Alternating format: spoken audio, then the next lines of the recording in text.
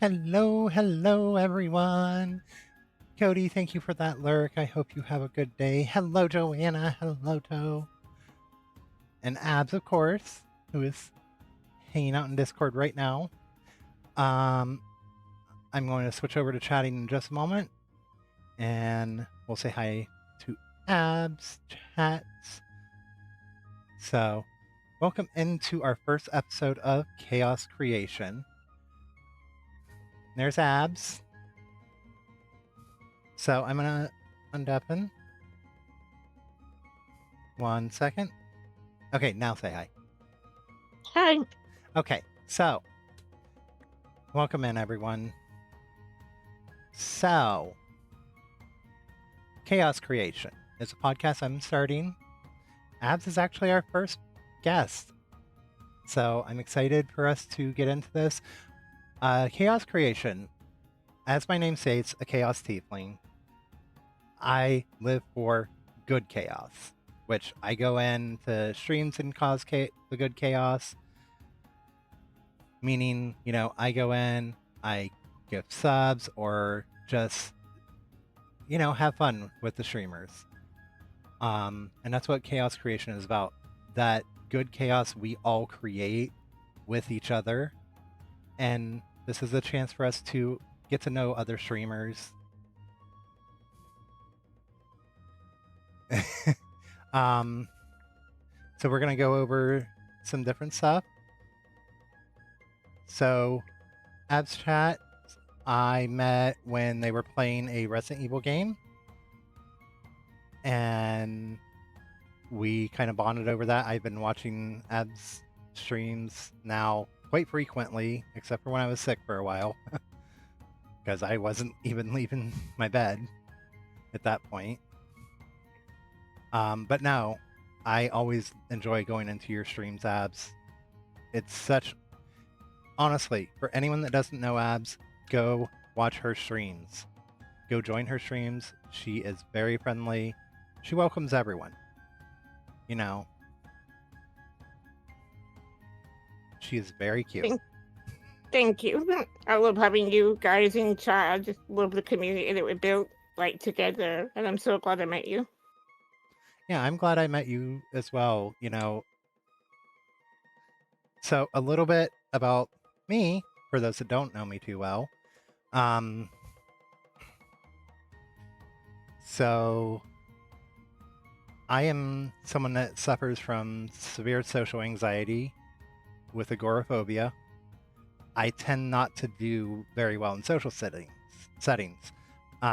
So being able to sit and talk in someone's chat or be in a voice call, it actually helps my anxiety and my social anxiety.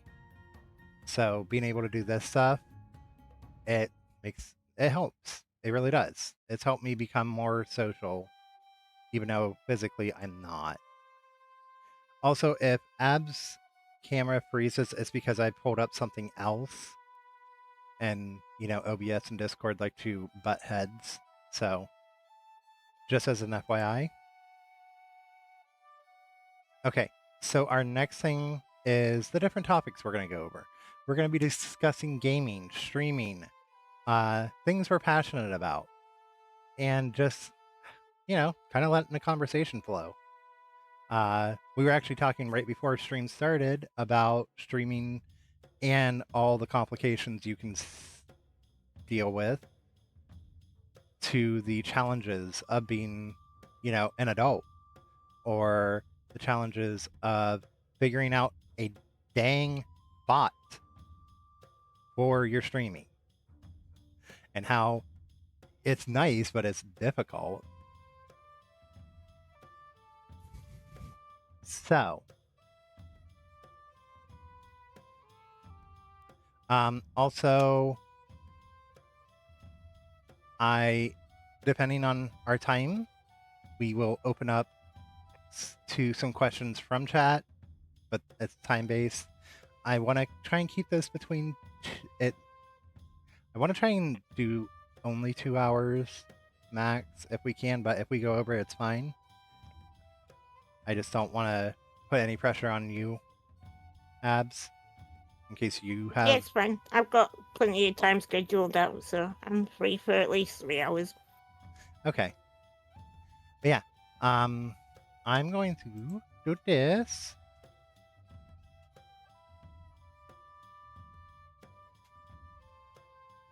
I almost shouted my own self out. Yay, having names that start with A.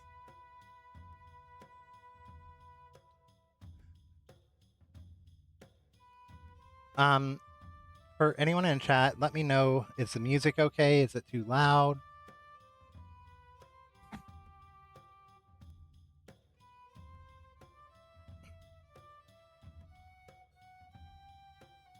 Can you even hear it? Okay, thank you. So, why don't we just go ahead and jump right in? So our first question is, Abs, what made you get involved in streaming? So I've always like been a big gamer at heart. I've always loved gaming and things like that. But growing up, I could never game because just with my disability and my physical limitations, and I didn't really have anything to help me game. I never could game. The only game I ever played growing up was The Sims, which we were just talking about. I love The Sims because that was the only game I could ever play. But I always used to watch like walkthroughs on YouTube and streamers play games that I wish that I could play myself. Um, so I eventually got my assistive technology set up in 2023, and when I got that, I decided to start streaming a little bit of my gaming. It was originally just like a bit of a hobby to make some friends. I had a video that went slightly viral on TikTok talking about kind of issues I've been having with my care funding and things like that. Um, it I ended up being contacted by the news. BBC News contacted me to do a story and things like that. So I thought, why not like try and get more awareness out there about disability and use kind of the virality of the video to help me get a bit more of a platform. So I started streaming on TikTok, streaming Fortnite, and I grew really quickly. I gained a massive following on TikTok. I gained like 10,000 followers in about 4 months just from streaming Wow. Fortnite. And that was when I realized, like, although I love streaming on TikTok, I wanted a platform that was more community based, which is why I decided to kind of come over to Twitch. And then when I came up to Twitch, a lot of people were interested in my assistive technology, and that's when I decided that I really wanted to kind of spread awareness about accessibility in gaming, not just about assistive technology, but also about how games can do better, how development studios can do better, how people in general can just do better to be more accommodating and be more adaptable to people with disabilities. So that was kind of really what pushed me to continue streaming, was just to try kind of show the world that no matter what, don't let anything stop you. Like I literally can't even give myself a drink. I can't do anything for myself, but I still found a way to do what I enjoy doing. And I still found a way to make sure that I can communicate with people and build a community for people that felt like maybe they didn't have anywhere where they belonged. Yeah, that's awesome. Being able to turn your disability into a strength and a place where you can bring people together to spread that awareness and be an inspiration yourself. With inspiration, was there a person that inspired you to start streaming? I think like I don't know if I like to start streaming, but I think just like inspiration in general. I have like friends that stream that inspire me, but I think the people that inspire me the most, like just in general, are people that still choose to be kind when the world is not kind to them. There's so many people that either have like maybe have like mental health problems or disabilities or just are not deemed as what society calls normal, and unfortunately they're often not treated kindly, but a lot of them people still choose to be kind back even in a world that's not kind to them. And I think that's something that everyone should aspire to be and to do. Like even when you get trolls or people that are not kind or mean to you, you can manage to still show them kindness that everyone deserves, I guess. Like normally people that are being mean is because they've got something going on in their own lives, or maybe they just need someone to be kind to them because they've never seen that. And I think people that choose kindness are the people that really inspire me. Yeah. Hey, they say kindness can take you almost anywhere. Uh, Sometimes all that people need is a hug. yeah. I guess at the end of the day. I mean, honestly, I feel like we all need that space where we can find that type of love and, you know, appreciation, and you creating that space, that accepting, loving space is what's drawing people to you. And then, you're also advocating for yourself and other people with disabilities, which is an amazing thing. Um, as I explained to you right before stream, I actually work in the developmental disability field myself. So, seeing others really take part in that, you know, is amazing. Even if it's not developmental disabilities, even if it's physical disabilities. Um, and then, just as Joanna said, the community has made so many friends with each other. You know, we're able to connect our communities, find people to come in and support each other with whatever we're dealing with at that time. We were discussing how, we were we were kids and we were so ready to grow up, and now we're grown up and we want to be kids again. And the struggle of being an adult with any type of disability, whether it is physical, it is mental, you know, developmental, it is a struggle. It is a severe struggle in this day and age. It's more accepted now, honestly, compared to back years ago when, I remember as a kid, I didn't interact with anyone that had a disability outside of physical disabilities. I didn't interact with people that talked about their mental health or someone that had autism or Down syndrome. And now it's like you see it everywhere. So it is nice that we are gaining ground on that to be more accepting and like, hey, these are still people. They still want to do stuff. They still want to have a productive life or enjoyment in their life somehow. We should be supporting that. That's the main. That's one of the reasons why I wanted to start streaming as well. Because growing up, disability was seen as a taboo subject. Like kids will come over and ask questions about like why I'm in a wheelchair, and the parents will shush them and pull them away. And it's like, what kind of message are you giving to your children? That disability is something that we should be ashamed of, or that we shouldn't talk about. It's taboo. Like it's rude to ask. Whereas actually, children that ask are going to grow up to be open and understanding. And I would rather somebody come and ask me what's wrong with me rather than just quietly gossip and assume and things like that, because like that's what society needs. Because for so long, kids with disabilities or even just people with disabilities were seen as like abnormal. And yeah, we see a lot more people with disabilities portrayed in media. However, in the real world, unfortunately, people with disabilities aren't treated the same as everyone else. They're either like people seem to assume that just because you've got a mental or physical disability, you can't live your life to the fullest, or you can't communicate for yourself, or like they'll talk to your care assistant rather than you. Like people just tend to treat you differently and look down upon you with pity. And I don't want to be pitied. I'm the same as everybody else.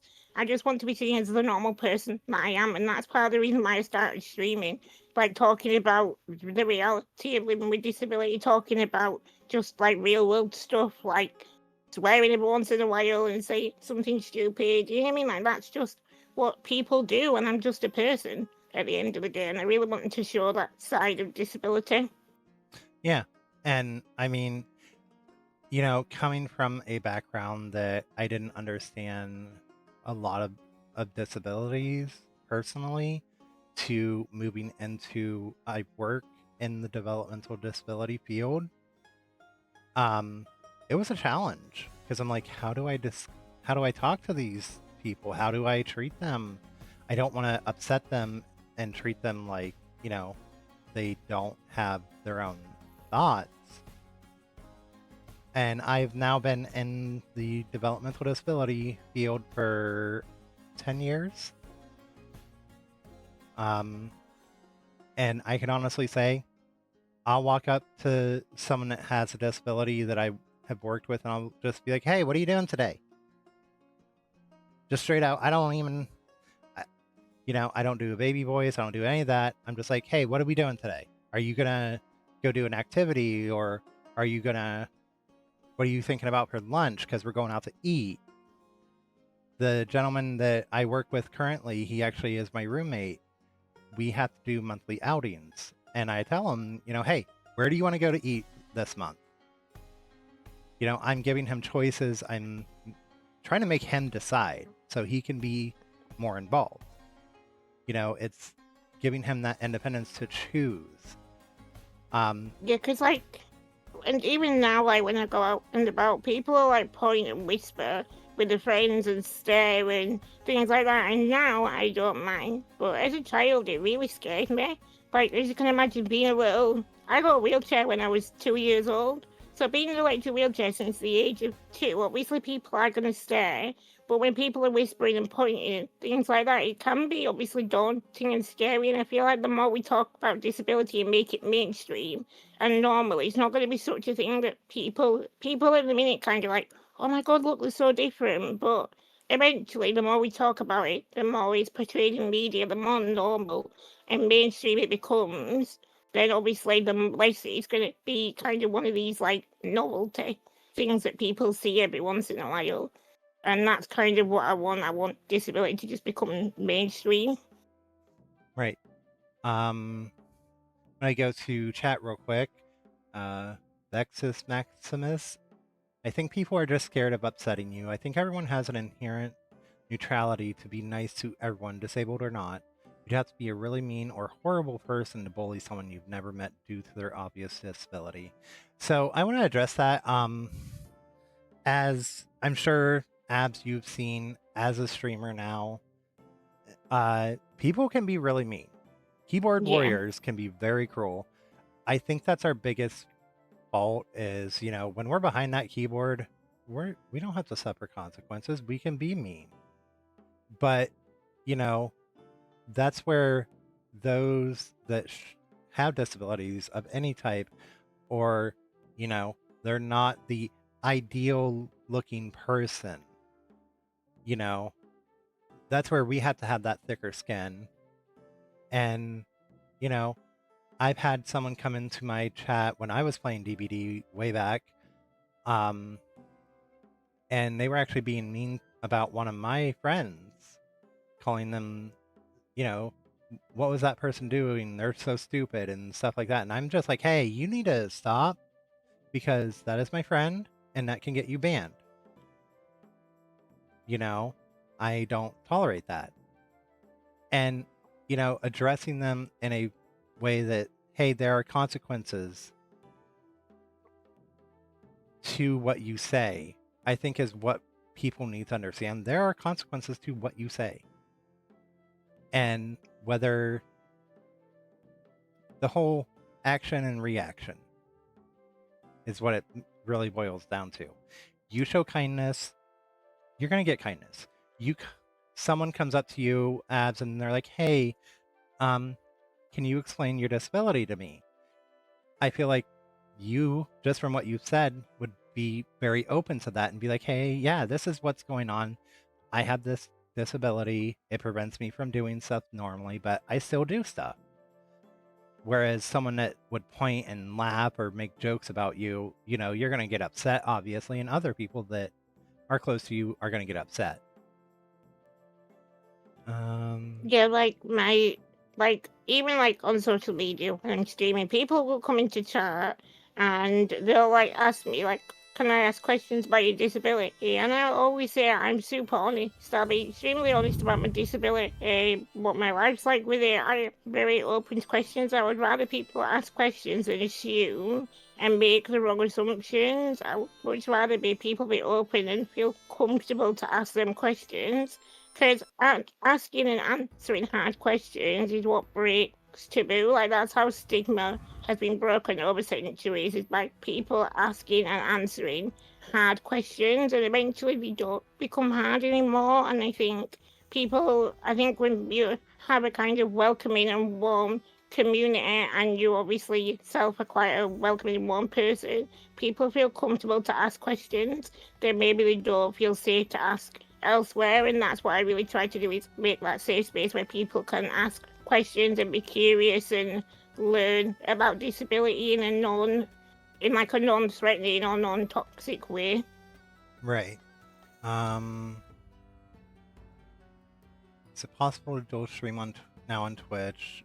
Abs has a channel, and it would be great to cross-promote her here. Her message for disability advocacy is important, as you can understand. I think drawing more attention to her channel. That is the point of my podcast, is to draw more attention to other streamers. Yes, you guys are viewing my stream right now, but this is to promote my community to go visit Abs and others that will see the VOD or the video on YouTube. And Abs is more than welcome to stream this as well. I don't mind. I think I said that ahead of time. I don't know if I did. Yeah, I just don't really know how I'd do it, to be fair, because obviously, like, trying to stream, like, your view on my Twitch, I don't really know how I'd do it unless I streamed.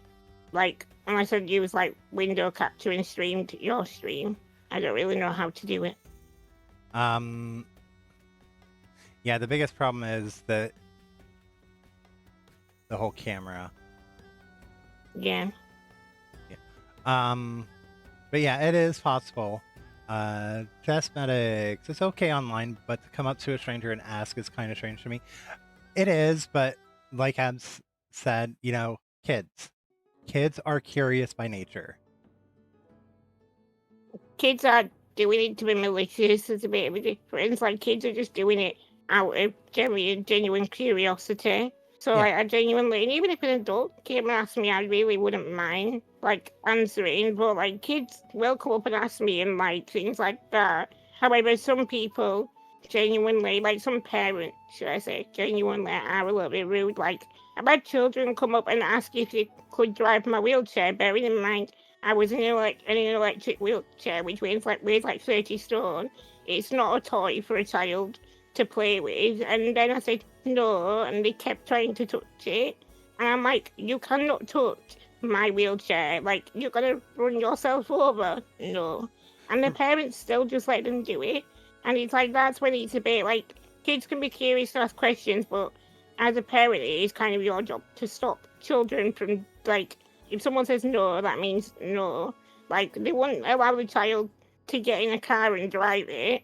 But why are you going to allow them to drive a stranger's wheelchair? It's a little bit, you know what I mean? Like, that's when it's a bit of a problem. But curious kids, I really don't mind. I'll ask questions. I'll answer any questions, obviously. Like, as long as I try to make it as age appropriate as possible and make sure, obviously, it's not scary. Like, if a 4-year-old, 5-year-old came up to me and said, why are you sat down? I'd just be like, oh, my legs don't work, I was born like this. You know what I mean? That's all that I really need to say.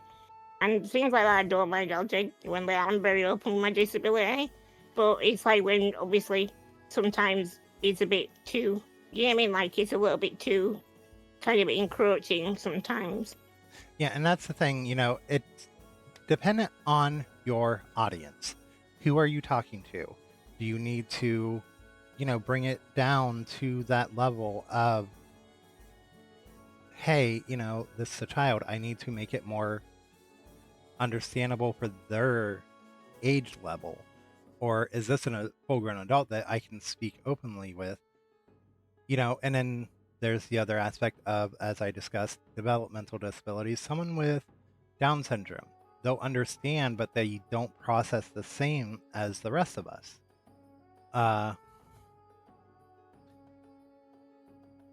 So, We are, it's that whole being a teacher. This is something I learned in my position, and I'm sure others that have children or nieces, nephews, younger family members, we're all teachers. We are teaching younger people or other people about stuff. And being able to go from each switch from, hey, I'm talking to a child to I'm talking to an adult to I'm talking to an adult that has a mindset of a child, is a challenge, but that's where we have to be mindful ourselves of that stuff. Let's see. Vexus, I'm going to save your question there for. Well, no, we'll just do it now. So, Abs, Vexus was asked, what was going to school like for someone with your condition? Did you get homeschooled? And no, I went to a mainstream school my entire childhood. I didn't go to a special learning disability school. I went to just a normal public school. I had like a year being homeschooled in between when we were looking to move school, because trying to find a wheelchair accessible school that has got all the kind of accommodations that I needed to be able to go was the hard thing. Like, it was just trying to find the ones that had like a lift and a hoist to be able to get out my wheelchair and things like that, rather than any other kind of like adaptations. Um, I not gonna lie, I got bullied horrendously at school, being different.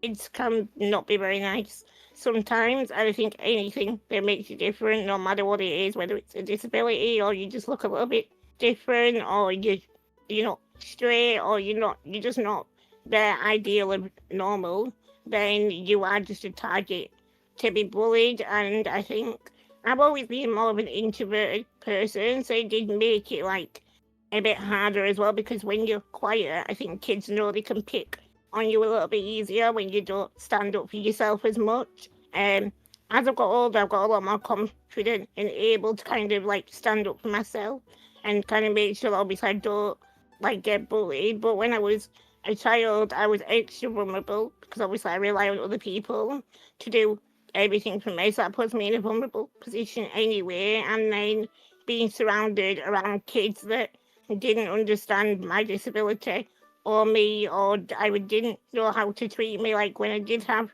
people that tried to be friendly, they'd like stroke my hair and like treat me like I was a baby. It very much was a case of, I think, just children being like uneducated and not really knowing how to interact, led to my time at school being living hell pretty much. I'd never want to go back to school. I understand. I wasn't really bullied in school, and I have to thank my brother for that. He is older. He actually had most of his grade terrified of me because, like, I never got into fights in school. I was per se the good kid. I was just ADHD. I didn't do homework and stuff, but my brother actually had most of the guys in his grade level terrified of me. They all thought I was crazy and that I would outright murder them, like take them out. And so, like, no one ever came at me aggressively thanks to him. And I mean, yeah, I do have a temper. We all do in some form. But I never had to suffer severe bullying. I was more of a social outcast. That kid that, he's here, but we're not really going to involve him.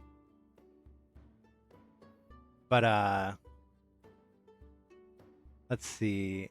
As well, that would make me uncomfortable. My kids are educated by me. They shouldn't be asking strangers uncomfortable questions. I can understand that, Jess. I think think it's. Oh, go ahead. Sorry, I was just going to say, like, Jess, obviously, you have, like, conditions and things yourself, so you're very well educated yourself to be able to educate your kids, but unfortunately, some people as adults just they weren't educated themselves. So a lot of adults, they're not educated, so they don't know how to educate their kids. And it's kind of a vicious cycle of them not being educated on disabilities, so therefore they don't educate their kids, and it's just this continuous cycle of kind of like raising generations of children that grow up into ignorant adults because they weren't educated. That's why I think maybe there should be like school, like more talk about disabilities in school, or some kind of way to make disabilities more mainstream that maybe doesn't rely on solely parents' education. Yeah, it really does. It's about breaking that cycle. And that's where, as parents, that's their job to come in and break that cycle. Uh, Joanna, I definitely stood up for abs growing up, but you don't need me to do it for you anymore, which is awesome. You know, having someone in your corner, even if you don't need them anymore, to be like that is so amazing. Let's see. Kids can be absolutely disgusting. But again, I agree with what Ab said. It deals more with what the parents are putting into their children. What kind of thoughts and ideals, their values.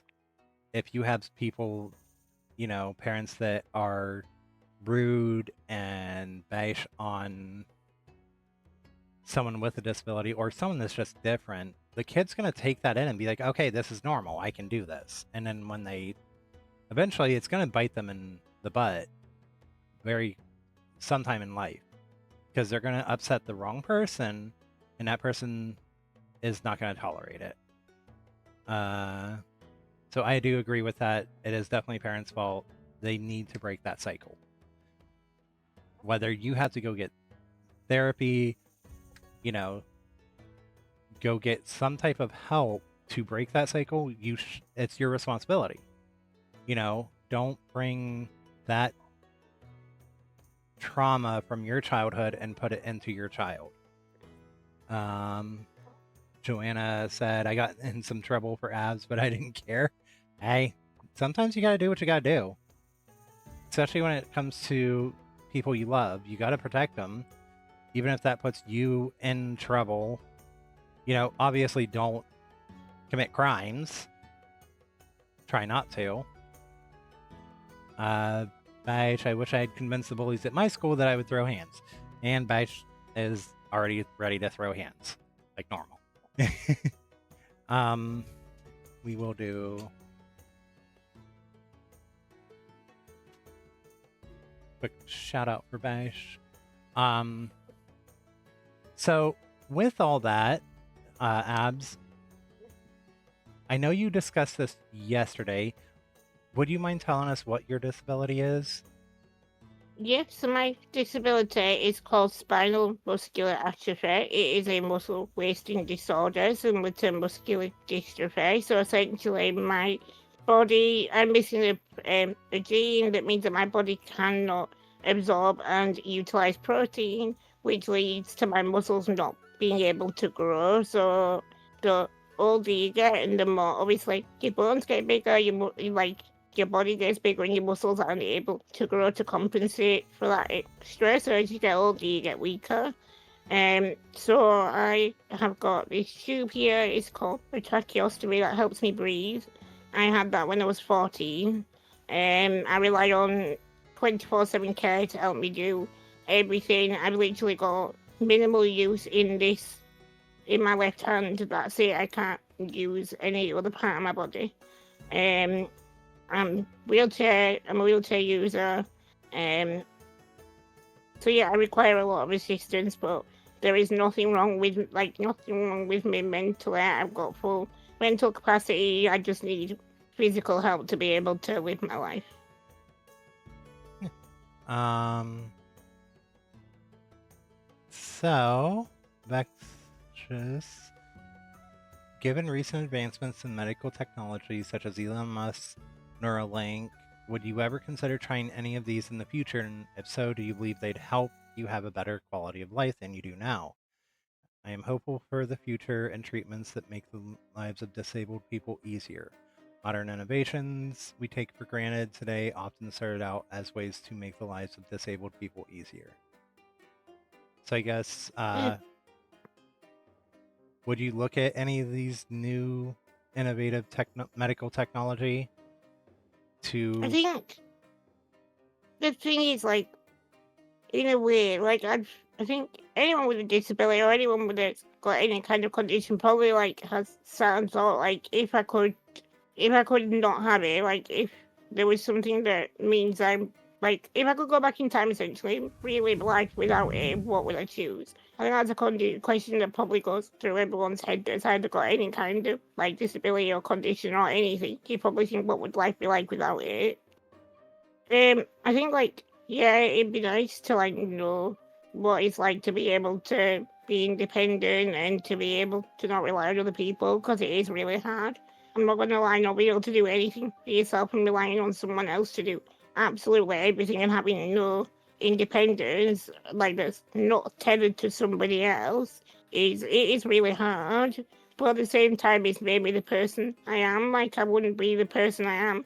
I won't be strong. I won't be understanding. Like I tried to grow up so quick, but in a way that's made me a much more thoughtful and better adult because of it. Like I very much think about other people, and I very much like try to use my small platform in my life that I've got to help advocate for other people. Like, I've got the ability to speak, I can communicate, I can try to use my voice that not everybody has to try and advocate for people that don't have that. And I think obviously if I was to have something that got rid of my disability, I'd no longer be able to be an advocate for people that don't have a voice. Like, not everyone with disabilities can communicate, or not everybody has a platform.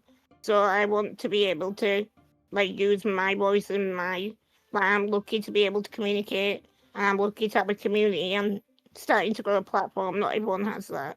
So I guess every cloud is a silver lining. Yeah, my life's really hard, but I want to use I want to use my essentially my hardships and what I've suffered to help other people out there and make their lives easier. And I think that's something we all should strive towards, is helping others, whether it's just being that voice or just being that friend. Like, hey, I'm here if you need to talk. I don't even have to respond. I can just let you vent. I tell all my friends this: if you just need someone to sit in a voice chat with you while you just get everything out, just being upset or whatever, you know, I won't even say anything. I'll just play a game. I will let you go and get it all out of your system so someone is hearing you. So, you know, we all really should strive towards something like that.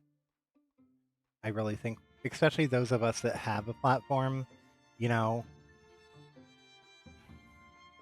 my I am a big advocate for mental health awareness. I've been in those situations where I wish I had someone there to support me. I was lucky I did, you know. Um and I agree with what everyone's saying in chat right now, you know, being blessed to have found your friendship or you speaking out, it's a wonderful thing. And given this chance to really use your platform for that is amazing. We're going to open up chat a little bit. If you guys have questions, please ask now, because after we do some questions, we're going to move into our next topic.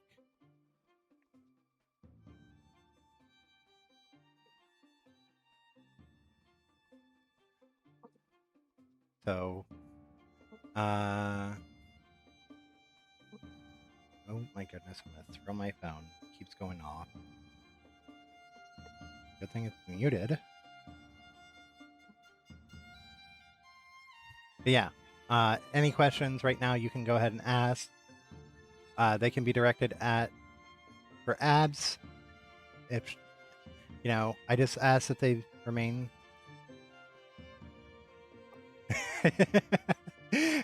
So Jess asks, I have a question. When can we meet you? I need to give you a big squeeze. Hopefully, at some point this year, we are meant to be doing a meetup, so hopefully that'll be a possibility at some point. But yes, questions can be directed for either of us. Again, for my aspect, I am a big advocate for mental health. Always take care of your mental health. That is very important. Take care of yourself. Whether it's just taking a break for the day away from the chaos of everyday life, or abs as a streamer, if you need to take a break from streaming to recenter yourself, we all have those times. Yeah, like I think as well, like when it comes to mental health, don't be scared to speak to someone. I know it sounds crazy, but we are a generation of people that are pretty much all struggling in some form or another with mental health. You are definitely not alone, and you can probably speak to any of your friends, anyone that cares about you, and they will be struggling with their own mental health. They might just not have the confidence to tell you either. Like, you're not in this alone. Like, there's always someone out there that cares about you, someone that wants to help. Like, don't suffer in silence. Yeah, never. I know a lot of people that struggle with it because of their upbringing. I struggled with mine. I'll give a little bit of my past on this. I struggled really bad when I was younger, around 18 to 22, 23. It actually came down to it that I had a severe episode that landed me in the hospital. I was in a crisis unit for about a week. Luck was on my side. I had two friends that stayed on the phone with me until 4:30 in the morning when I was so tired I couldn't even function. And the next day, my aunt actually drove me to the hospital to get checked in. So I did have support in my darkest hour, and that's why I'm always like, I'm here for people. I understand what it's like to almost not have anyone. So always reach out to someone, even if they can't like physically be there. Talk to them, let them help you through. You know, reach out to whoever you have to in those moments. Let's see. Nexus, I have a question for you. How is your day-to-day life regarding your disability? Do you think you've always had it? I remember as a young child, I always had some degree realized my mind felt strange, if that makes sense. So as a child, I was diagnosed as having attention deficit hyperactivity disorder. It never went away. They say, as you grow up, it'll go away. Mine did not. If anything, I feel like it got worse. It was a struggle. I struggled in school a lot because I couldn't focus. The medicines they had me on, one actually caused me to have severe stomach pains. I wouldn't eat lunch. I would struggle to eat dinner because my stomach hurt. They put me on a different one, and then like a year later, my doctor's like, "Oh no, you need to be taken off that. That medicine has been known to cause children to have heart failure before they're even, a teenager." So it was a challenge. And do I think I've always had it? Yeah, I do. I I think they compounded together and kind of made it some of the things I have more severe. Again, I mentioned my social anxiety, my severe anxiety disorder, depression, agoraphobia, bipolar disorder. Some days it's a struggle to get out of bed. It really is. I don't have the energy. I don't I'm so anxious that I'll end up at the hospital because my heart rate is so high, my blood pressure is almost up to 200 over 150, which is very dangerous, and it's because I'm having an anxiety episode. So it is. Oh, I. Demon. My sugar is actually in normal range for my body, for myself, so we are good. I am also a diabetic. I'm a type 2 diabetic, which was just diagnosed last year. But I kind of knew it was going to happen. It runs on both sides of my family. I've got type 1 diabetes. Yeah, and that's the other thing, with a physical disability or other disabilities, there's other things that tie into that, from mental health to other diagnoses like diabetes, It's very rare disabilities don't come with extra conditions attached. Usually, if you've got a disability or something like chronic illnesses, generally they come in at least 2 or 3. It's very rare that you just get one. Yeah. I think people don't realize that disabled people also suffer with mental health, and it's actually extremely common because of the extra stresses that disabled people have to deal with. Complete and total honesty there. So working in the developmental disability field, mental health and is a big thing that goes hand in hand with it. Not only does someone have, autism, or they have Down syndrome or other things that are classified under a developmental disability, they also come in with a mental health issue, whether it's anxiety or depression, all kinds of stuff. Just they compound together. Just growing up with ADHD and PTSD from my parents dying young, I've always been bullied. Always been pointed out as the strange girl or the orphan girl. I can tell you now, kids are awful, but because of it, I am now super emphatic and kind. So I thank them in a way. Yeah, and I think that's our thing, is turning our struggles into a positive. From, like Abs with your disability, turning that into advocating for people to being able to enjoy their lives, to, being a kind and caring person.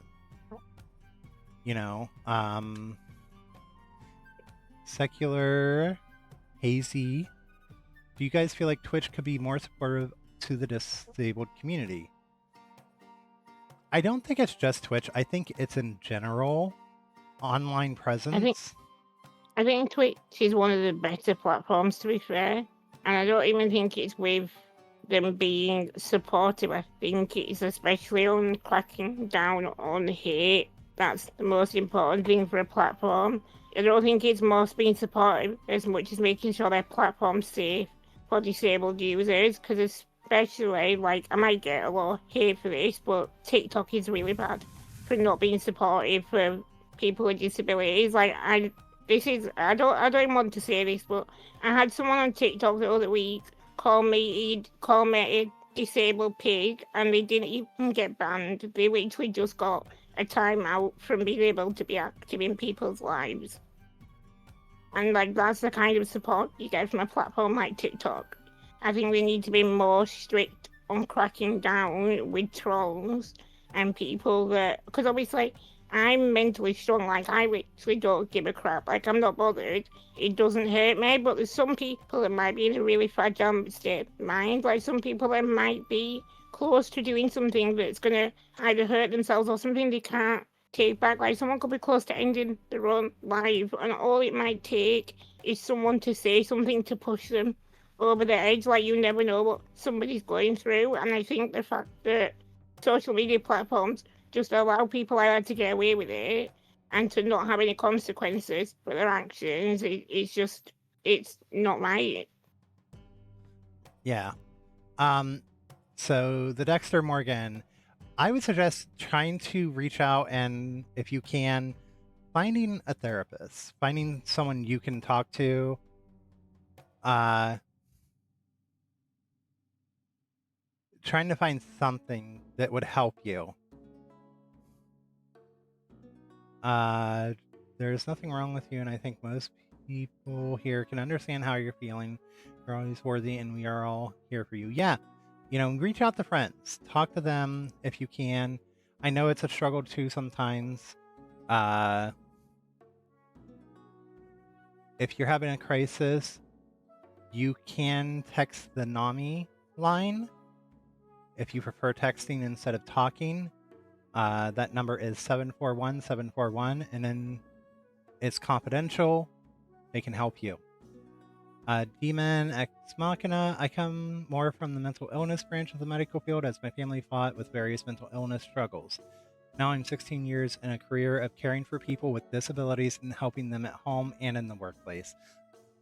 That is amazing, first off.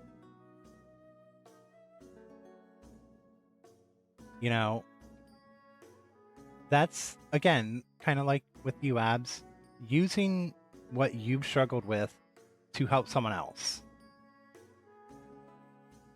We are going to snooze this, add. But yes, Demon, similar to as Abs has done, you turn that into your strength, into, hey, this is going to be a positive. I'm going to use this to help others. And,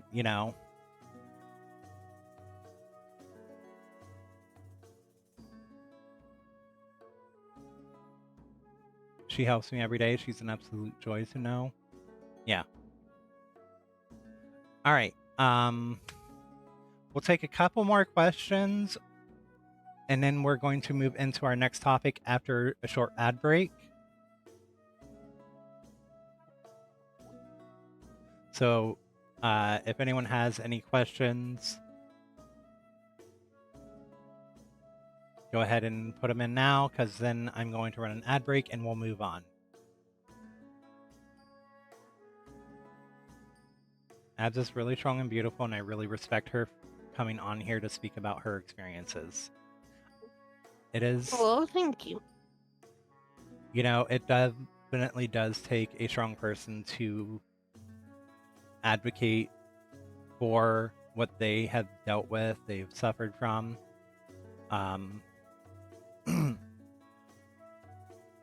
But having others backing you is great. I like to think I have a lot of insight in everything I take the time to learn and understand. With positivity and grace, I can help those people understand their own struggles, possibly even give them tools to help with their own journeys. Yeah.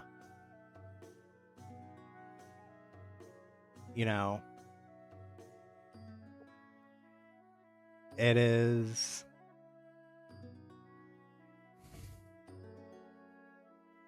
being able to do that, to give people the tools to help themselves. Because I follow that role that,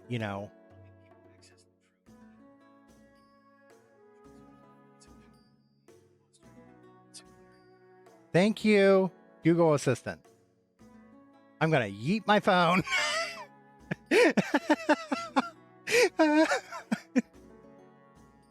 Oh my God.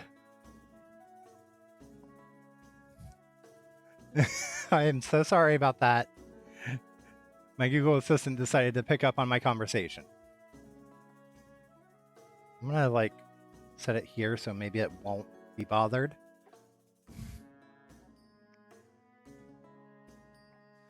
And Dexter, everyone is here, they're supporting you. Please reach out,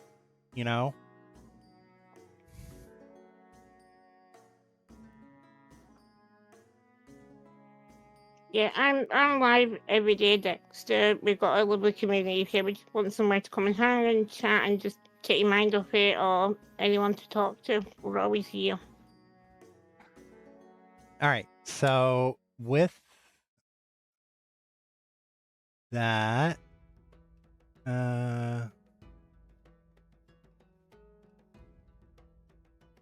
yeah, that is a thing, being anonymous, where they're not going to judge you, that could help you. Okay, so we're going to take a short break, get a drink, do what we need to take care of, and then we're going to move into a different topic after this. So we'll see you all in just a few moments. All right. We are back, and I have my cyberpunk jacket on. Nice. I forgot key bindings.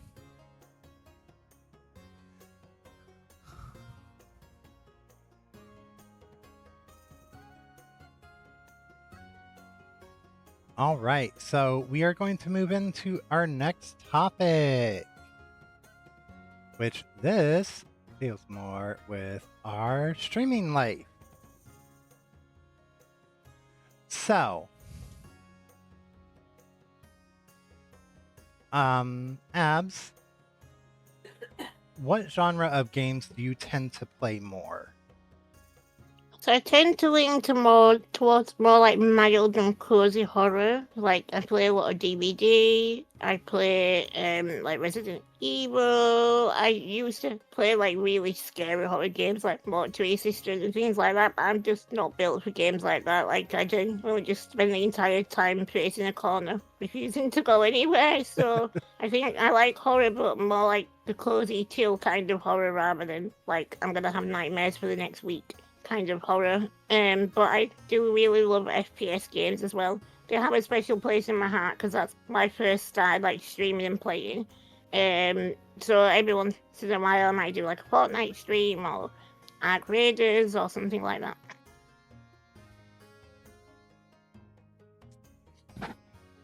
For those that are new here, I am a major Resident Evil fan. I actually started out on Resident Evil 3 Nemesis, the original one, back on PlayStation when I was a kid. So they will always have a very big spot in my heart for gaming. Funny fact, I talk about Resident Evil a lot, but it's not my all-time favorite game. The number one spot is actually for Breath of Fire 4, which is a original PlayStation game. I have countless hours in that game. But I am also a horror variety streamer. I also play a lot of Marvel Rivals myself. And in fun community-based games or games I play with my friends and such, I actually was able to finally join Abs on DVD last night, which was fun. I haven't played in a while. I think that's the first time I've played in a few months, actually. I actually have, between Steam and PlayStation, I have about 2,000 hours in Dead by Daylight. I am not good at the game. We got lucky last night with the Hag match. She wasn't that good. I think she was newer. No, she was. She was not good. I got like five palace runs and at least an entire flashlight's worth of blinds out of her. And I am not a flashlight person. Like, for me to be able to do that, she must have been pretty terrible. No, Abs did not get hooked first that match. So that is a win. Yeah, because it literally is always me that gets hooked first. Even though I end up like running into the killer. I don't know how I do it. I'll go to a gen and the killer will just be there. Like, it's just my luck. I always find the killer first. Last night I had the Hag chasing me. She hit me once and I looped her at Killer Shack to the point that she actually left because she couldn't catch me. And the funniest part for me was that Ice was on the gen right next to Killer Shack, just doing the gen, and the Hag didn't even bother with him. She just wandered off to chase you, or I think it was Jess that was playing with us at that point. Yeah. So, let's see. Solo queue is rough. I will say that, Joanna. Solo queue can be very rough. I prefer to go in with a full squad. Dexter says maybe you were destined to play the killer, not run from the killer. You're a hunter, not prey. Or when I play killer, I just end up being tormented by survivor instead. I can't win. If I play survivor, I get absolutely totaled by the killer, and then when I play killer, I get bully squads and end up being like blinded and stunned every 2 seconds. I find that game really scary. It can be something, especially if you get a jump scare. Myers. Good lord, Scratchmere Myers on an indoor map.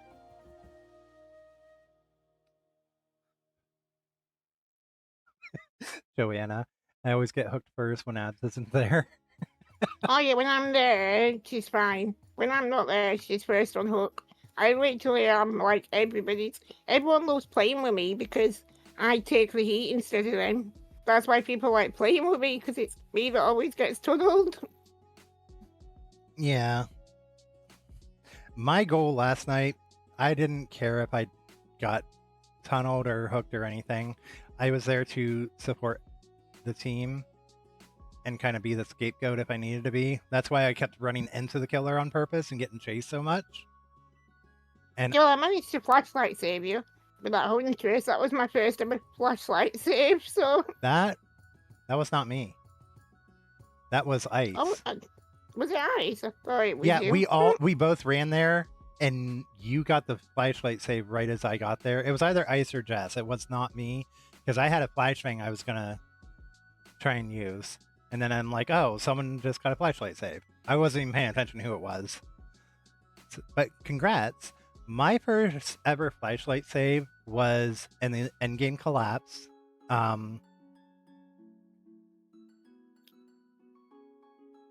Oh, Jess saved you? Or you? Yeah, Jess saved you. When Hag took you in, didn't she, at the end? And Jess came back and got you. Yeah, the Hag. Well, I was offering to let her have me, and I'm just like, okay.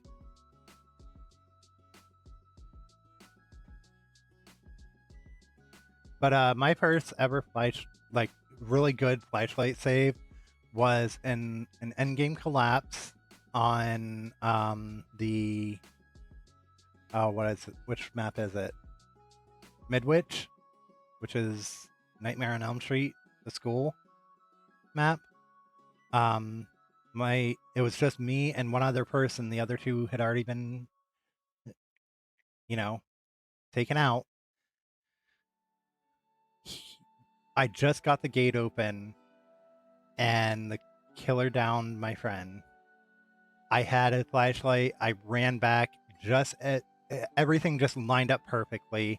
They picked my friend up. I flashlight saved him, and we both escaped. So it was like the best one for me ever. Not my best match. My best match was running a ghost phase for 4 gens, and then my teammates finishing the 5th gen and getting the exit gate open. And then they came back and saved me, and we all got out. I had a really good game the other day. I ran a spirit.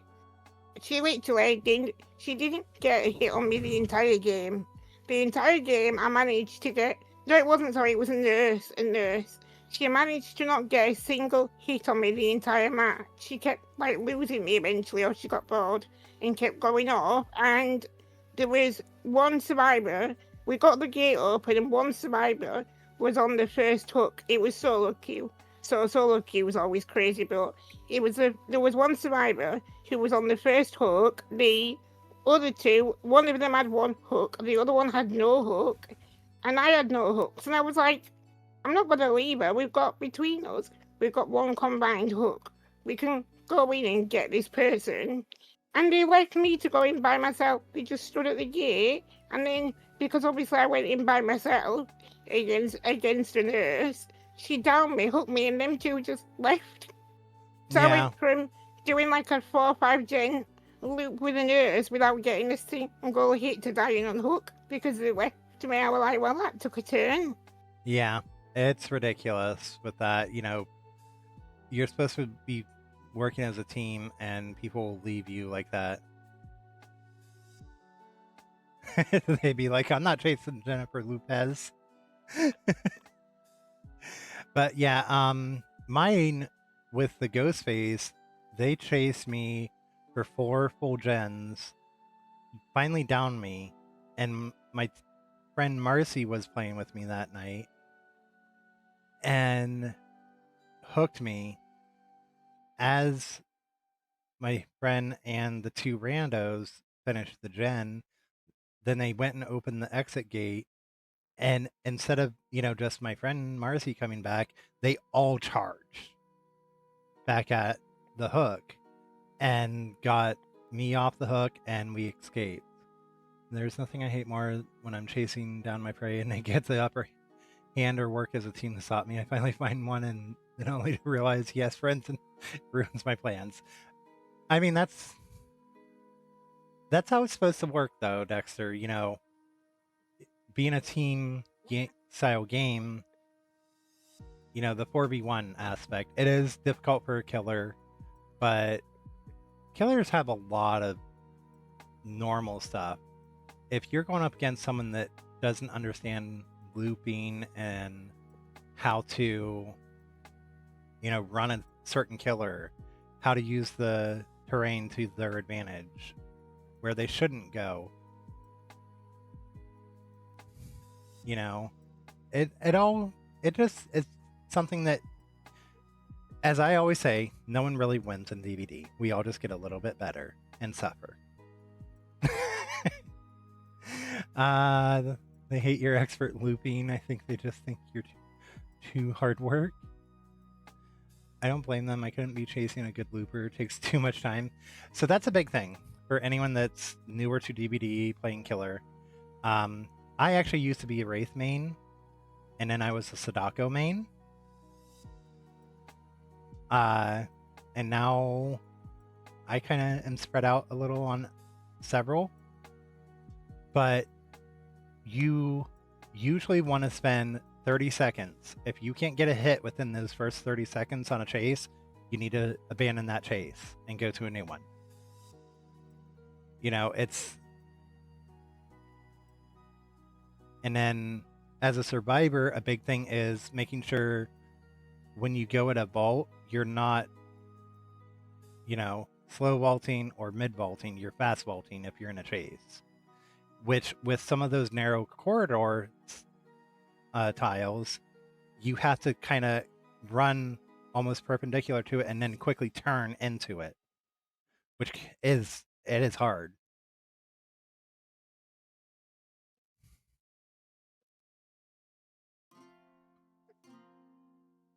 I am also a ruthless Trapper main. When I play Trapper, I am out for a 4K.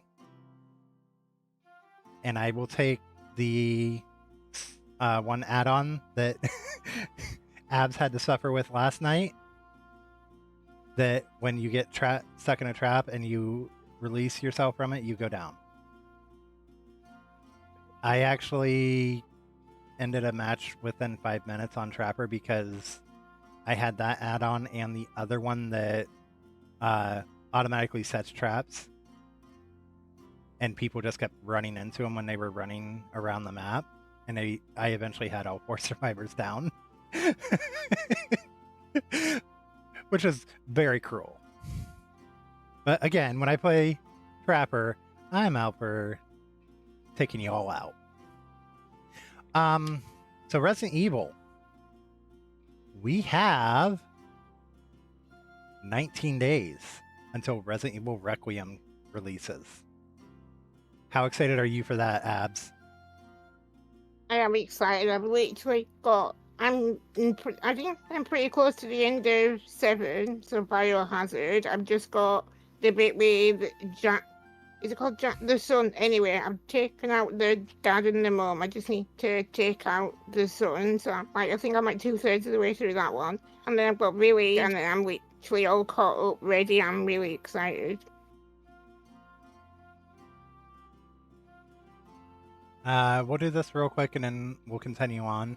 I have another question for Abs. How expensive is it for your care and general life maintenance? I understand government would probably subsidize expenses, but is there anything you have to pay for out of pocket, like your chair, for example?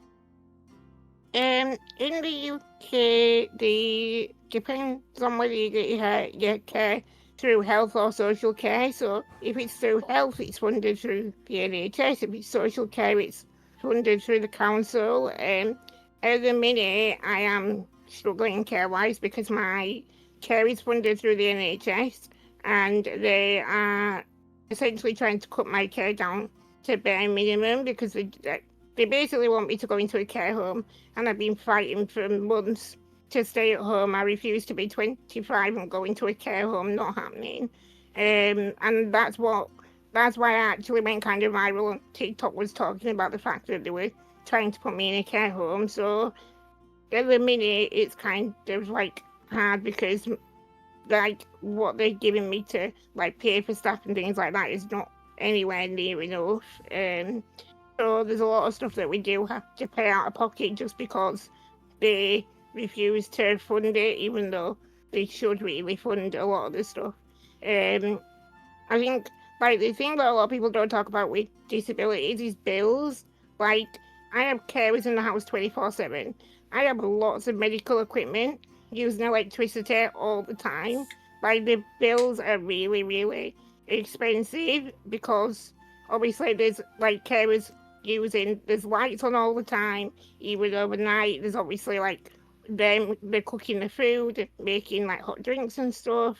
Then there's all mine, and I got Joanna lives in the same house as me, and she's got a lot of medical equipment as well. So there's all of the medical equipment that's on charge all the time. So our electric bill is insanely expensive, and we don't get any help from the government to like help pay for that. We just have to pay for it out of pocket. So I think there are like a lot of hidden costs to being disabled that people don't talk about or don't really know, like having to pay for a carer to go out everywhere with you.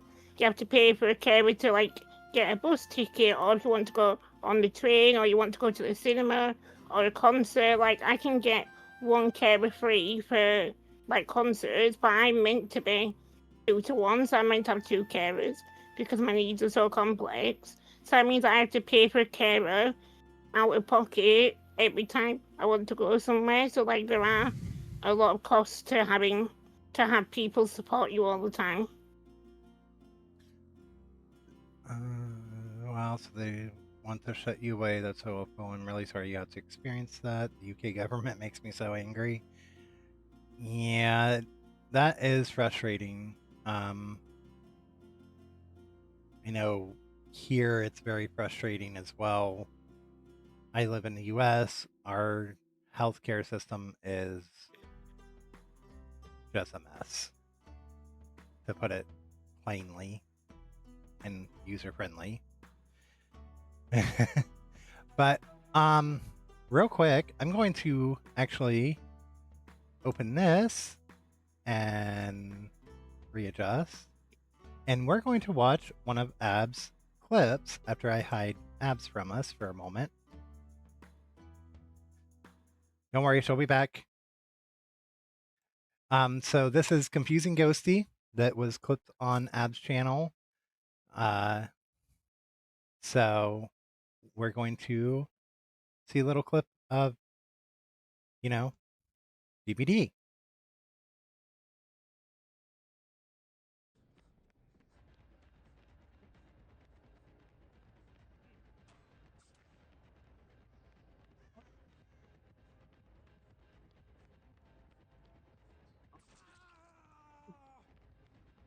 She did not like me then. Oh my god, someone needs to clip that was it.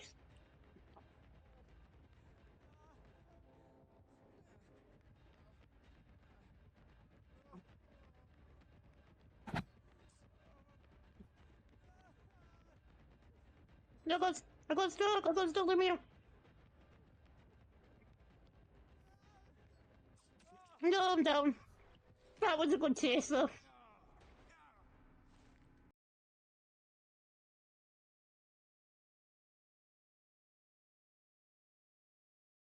Okay. So that was actually something I had mentioned earlier. You can tell that that person was playing fairly. They realized that Abs had gotten body blocked into a corner, and they were trying to be fair about it and let her out so they could continue a chase properly. That is rare. Yeah, killers often do not play it fair. Um, oh yeah, there's a lot of hilarious moments with DBD, with a lot of games, depending on what happens in your stream, what you allow. You know, one thing I have in my stream are quotes. If you just do exclamation point quote in chat, it'll pull up a random quote from one of my streams. Dexter, we're going to continue on to other stuff. We're going to be focusing on this stuff. Okay. Because we are already an hour and a half in. We still got a couple topics to get over. We'll get done. So, but yeah, like for my stream stuff,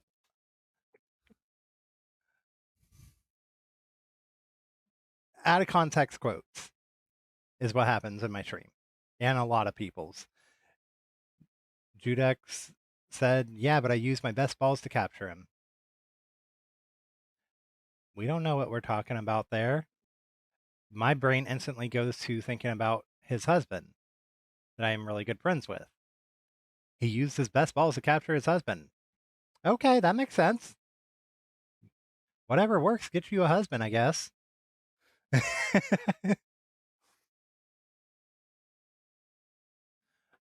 But, that's some of the fun stuff that happens with streams. We have fun clips like that one where you see that the Ghostface is trying to be fair. He's not trying to cheat and get himself in trouble for body blocking. I had a trickster body block me in a corner one time for over 15 minutes, and I was the last survivor. I literally got I up, walked I I away. had a sorry, I was gonna say I had a mate do the same thing. He blocked me down the side of a den and would not let me out. For new DVD players, if that happens, report them. There's Yeah, actually a unfortunately, toxic killers are pretty common out there nowadays. report every single toxic killer. If they are doing stuff like that, I saw it last night with the Huntress that we went up against, the humping your character motion. Yeah, I had that That same race that body blocked me. He literally kept humping me every time he downed me, and he was just being proper toxic, like hitting me when I was like on hook and stuff. And then came into chat and were like, "Oh, you're terrible." I'm like, "You were literally stream sniping and cheating. Like, I don't think I was the person that was terrible there." so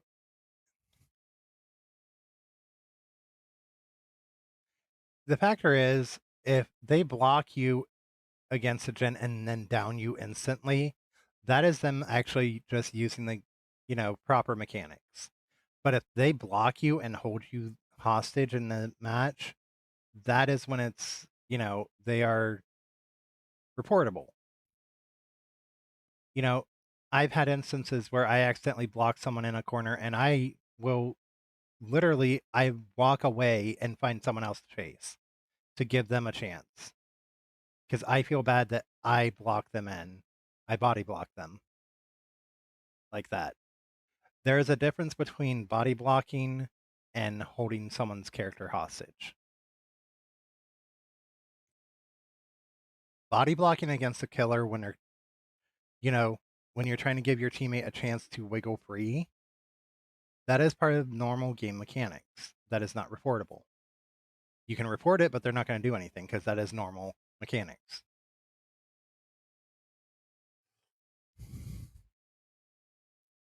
But when you, as a killer or a survivor, block someone in, namely another survivor, into a spot they cannot get out of, that's when you're reportable. So keep that in mind for our newer players. Uh, I feel like mostly everyone I've seen you play with are very nice and wouldn't do that. Trolling your friends is one thing. If you're both accepting that, hey, we're trolling each other today, I'm going to mess with you as hard as I can, and you're going to do the same to me, that is completely between you two. You know, and that can bring some comedy to the game when you're having a rough day.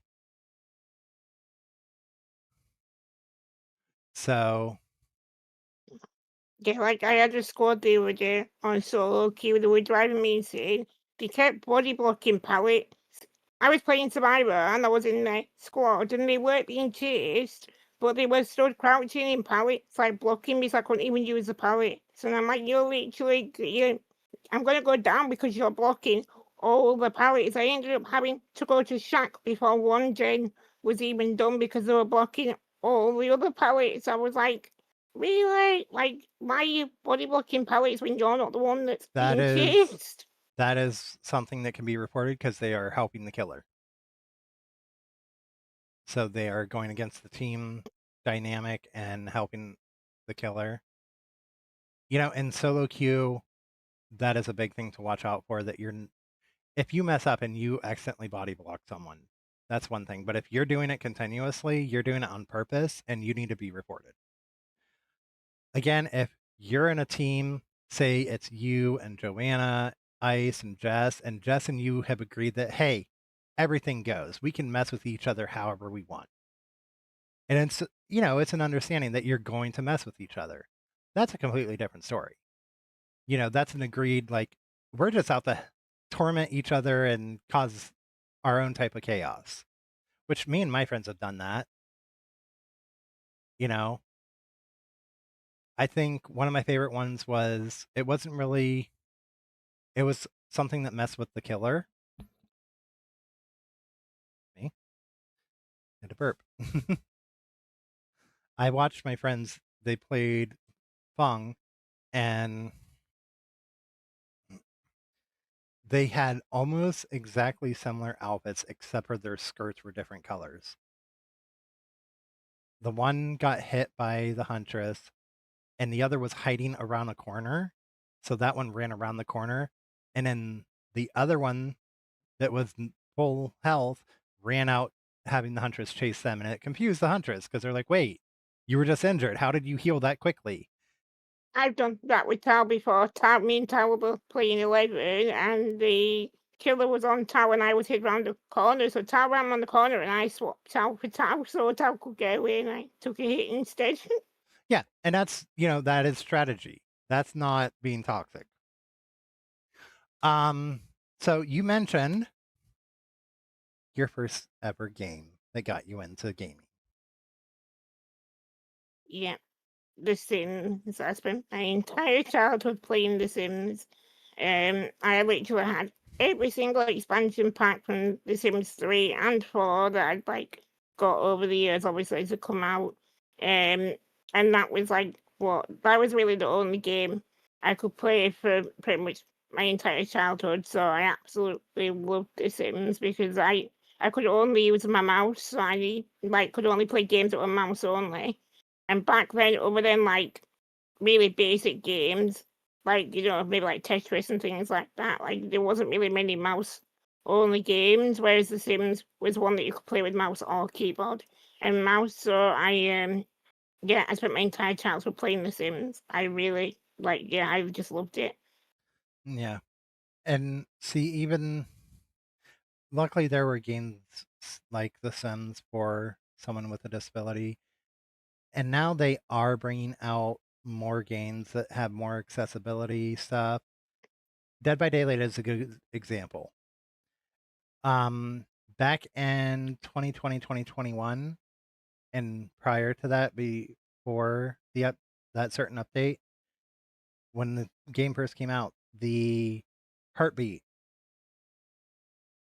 that was a thing, but the actual visual heartbeat was not, which was introduced into Dead by Daylight back in 2021, I believe, or 2022, somewhere in there, where it was designed for people that are deaf that still want to play the game. So it gives them a chance to understand, like, hey, the killer is close to me. Yeah, and to be fair, it's really helpful for stream as well because even though I don't need it, I use it because obviously, like when you're talking and stuff, a lot of times chat can't hear the game properly. So I think it's just really handy as like a visual reminder as well if you're busy, like and you like trying to listen to other things or trying to multitask. I think a lot of like accessibility features in games are just really good for everyone.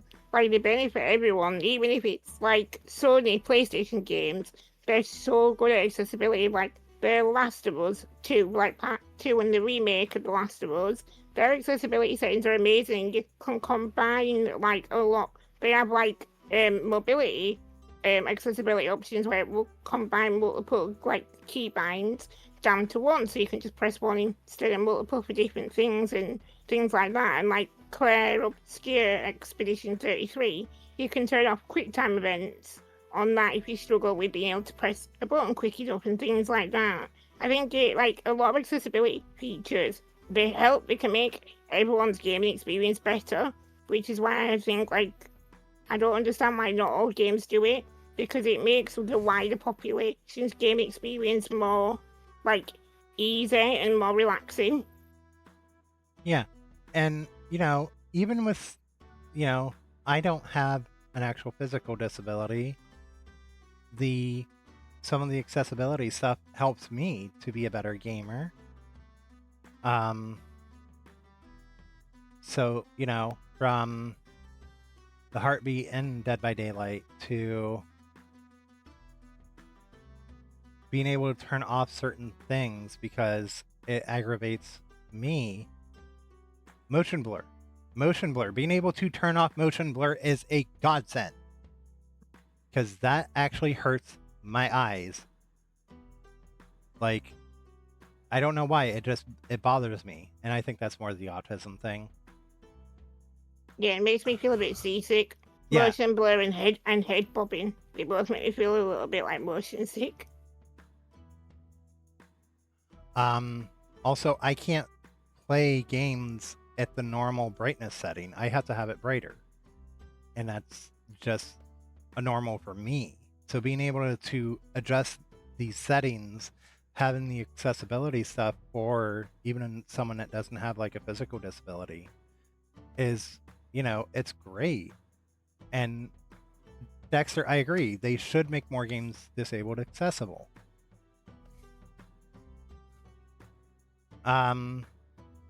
You can increase the field of view sliders, and that helps with my motion sickness.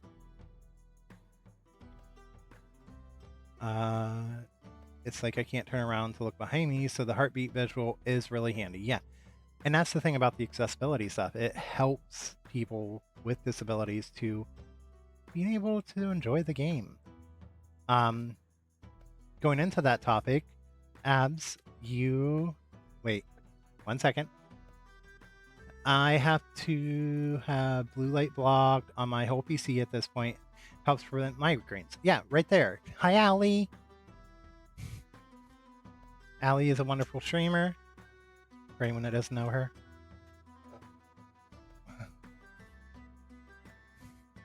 Ooh, Cyberpunk 2077. I just got that actually last night, and I started playing it. Ooh. Anyway, going into accessibilities. Something we've discussed and Abs has brought up, the accessibility equipment for you to be a gamer. Would you care to explain some of that to us? Yeah. So I went through like trying a lot of things. Like my gaming self has adapted a lot over the year, like over the year. But I think I'm in gaming stuff like maybe 2 years. But over the especially the first year, like it changed a lot. So I'll kind of talk you through like how my setup has developed, like how it first started and kind of how it's grown to what it is now. So when I first started gaming, I use like a drawing tablet, a Wacom drawing tablet, like what you'd use for digital art. I use that instead of a mouse because I only have very minimal arm movement. So being able to hold the pen and just doing small movements is really helpful for me. So I use that instead of a mouse. So when I first started like gaming, I used to play Stardew Valley with just this drawing tablet and my on-screen keyboard. Now, as you can imagine, having to click on the on-screen keyboard buttons to be able to like move and things, it's not very easy. It's very slow, very laggy, takes a lot of time. So I then found a voice control app that I can basically program. When I say a certain command, it will either do a keyboard key press or a mouse press, and I can basically toggle it to do whatever I want when I say a certain command. So I found that it was like £8. It's called Voice Attack. You can get it on Steam. So I bought Voice Attack myself. This was before I got my assistive tech team like involved in my setup, and that really helped. And then I got involved with the NHS, and they've got like an assistive technology tank. They've got an assistive technology team, and they came out and they gave me some little switches that I can hold in my hands to click. So each switch has 3 commands. So essentially, between 2 switches, one in each hand, I've got 6 commands. So I started playing pretty much all sorts of games like that. So I basically played Far Cry like that. I played The Division like that. I played The Last of Us like that. And how I moved was I had a W key set to one of my switches. So when I pressed it, it would toggle the W key. When I pressed it, it would stop toggling. So basically, I could walk forwards. So I would have to turn the character the direction I wanted to walk. So if I wanted to walk to the left, I would have to turn to the left, press the switch to walk forwards, press the switch to stop walking and turn. So that's how I played like Far Cry. I played The Division like that. I played The Last of Us Part 1 like that, which obviously sounds really hard only being able to walk forwards, but at the time it was the best I could do, and it was better than not being able to play at all. The only problem is if someone's running at you, you can't walk backwards and shoot because you've got to turn your back on them to run away. So that was the only thing that was hard. So eventually I said I want a joystick. I want something to be able to move the character with. So we tried a few. The only problem is most games don't have dual keyboard and controller input. Normally you can only use keyboard and mouse or controller. And my voice controls is classed as keyboard and mouse. So most of the joysticks were classed as controller inputs. It wouldn't work. However, they found a WASD joystick that presses the WASD keys on your keyboard when you move it. So that's what they got me. And then I tried to use it with my hand, but I don't really have enough movement with my non-dominant hand to be able to move properly. So that's why I said, well, can I try it with my mouse? Because I know a lot of people use quad sticks to game. And obviously, that was like my own kind of version of a quad stick. So they got me like a bar that I could attach my joystick to. And it took me a while to get used to the joystick. To start with, I would only walk forwards because I was so used to only being able to walk forwards. It took me a long time getting used to being able to move properly, like going backwards and left and right and not just walking straight forwards. And then lastly, I was struggling a bit because 6 commands on my switches was not enough for some games, for like to be able to say like reload, swap weapons, crouch, sprint, anything. There needs to be like quick commands. Voice commands are just not quick enough. Voice commands have to basically because they have to register what you say. They have to then find the command in what you said. Then they have to run the command. So they can be pretty laggy. So I was struggling because they were not responsive enough. So they got me a sip and puff switch, which sits above my joystick. So now I've essentially got a switch in each hand that does 3 commands, and then sip does 3 commands, and puff does 3 commands. So I've essentially got 12 commands between all 3 switches, and then I've got my joystick for movement, and then I have my drawing tablet as my mouse and my voice controls. Cool. So, and that, I may not have as much on that end, but accessibility wise, you know, certain games, because you can't play on a controller, you have to play on mouse and keyboard. I can play them, but I actually have bad shoulders due to injuries. So a lot of times, if I can play on a controller, I have my Xbox controller hooked up to my PC, so I can use that and lean back, because if I have to sit forward too much, um, it'll actually put pressure on that shoulder and cause it to hurt. So having that ability to use a controller and not have the pressure on my arm from holding it up on the desk or using it like that, the accessibility side is wonderful. And then It was a lot of trial and error to get to what I've got now, and it's not perfect because obviously, like for example, Escape from Tarkov. That's a game that has got so many keybinds, and I literally have 56 voice controls, just voice controls for Escape from Tarkov. That's not including my switches on top of that. Like some games just have so many unnecessary key binds that it does make it quite hard to be able to bind everything. But obviously, I just do my best and try to figure out what's really time sensitive and what needs to be on my switches and what can be on voice controls and isn't as important. right, and that's the thing. Some games, it takes all that to get to that point. You have MMOs, MMORPGs, massive multiplayer online games. My biggest one is like Final Fantasy 14. There are so many different things, and there's so much you have to do in a fight and stuff. And I'm horrible. I bully myself in these games and MMOs. I like to play healer. I like to be the deciding factor on the battlefield, because I'm deciding whether you live or die. You make me mad, I'm not healing you. I'll revive you at some point, but I'm not healing you right now. No, I'm not like that. But stuff like that. There are so many keybinds for that game, from the different abilities for the classes and stuff. And, and then you go into other games where, what was it? I went into Elden Ring. I was playing Elden Ring very heavily for a while with my friend Shiru. And then we would go and play Minecraft. The keys are exact opposites.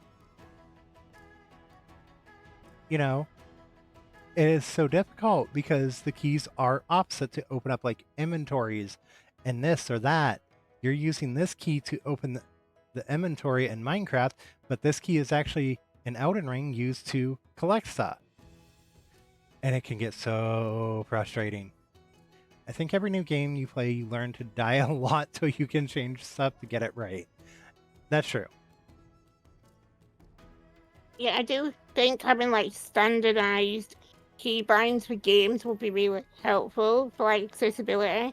Because for me, like every time I play a new game, I have to make an entirely new profile in my voice control settings. I have to set up all my switches through it. I have to set up voice controls for everything, and I can't just go in and play a game that I want to play. I have to spend like half an hour to an hour setting up all the commands just to be able to play it. Whereas if there was some kind of like standardization across all games for keybinds, it would mean I could just use one profile for majority of games rather than having to set up a new profile for every single game I play.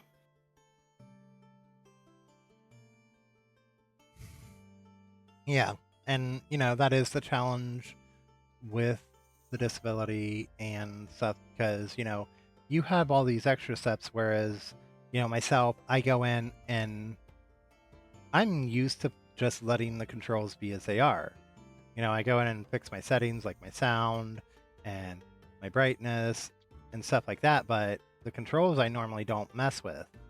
I learn them as they're normally set, but for you have to go in and fix that profile for your voice controls. And sometimes like we were saying, the key with how many keybinds there are in some games, it's a lot. And that can be, frustrating, and that also is like, makes it feel like sometimes, do I really have the energy now to play this game? Yeah, I feel like it, especially with keyboard and mouse here, is where like keyboard and mouse plays. I do think having kind of standardized sets of controls against majority games, like for example, E does the same thing you get across majority games. I feel like it would make it easier for people that maybe have like intellectual disabilities as well, or people who just have problems with the memory. Because being able to remember keybinds, you might play a game for a week and then go back to play another game and you forgot what controls they are. With controller, it's not as bad because obviously there's not as many buttons. But with keyboard and mouse, there's so many buttons. Trying to remember them all can be hard. So I feel like if there was standardization, it would make it probably easier for everyone.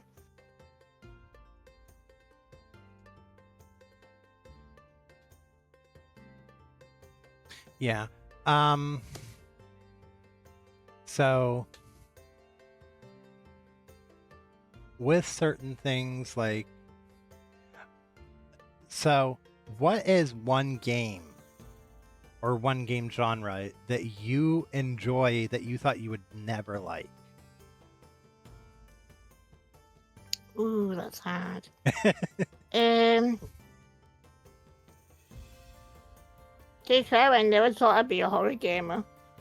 But when I first started streaming and playing Fortnite and Call of Duty, I never thought I would like horror. The amount of times Joanna tried to get me to play Phasmo with her because she wanted someone to play Phasmo with, and I finally gave in, and that's why I started playing horror. Before that, I never played a horror game. Like, if someone had said to me a year ago, you'll be playing horror games as your like main genre of game, I would have never believed anyone. Like, I never thought I'd be a horror game person. But I think probably because I don't play the horror games that give you nightmares, so that's probably why it's not as bad. But I think, yeah, like I played a lot of games I never thought I would, like Phasmo, Mortuary, Cistern. I played all sorts of games I never thought I would play. Joanna is taking the blame. She just said, I started it all. Yeah, she wanted someone to play with her. Which, watching you play Phasmo, you wouldn't even think it now, because I've been in there lurking, watching you play Phasmo, and you're just like, do. Not even phased. Yeah, I got really good at it. Before I started playing DVD, I got really, really good at Phasmo.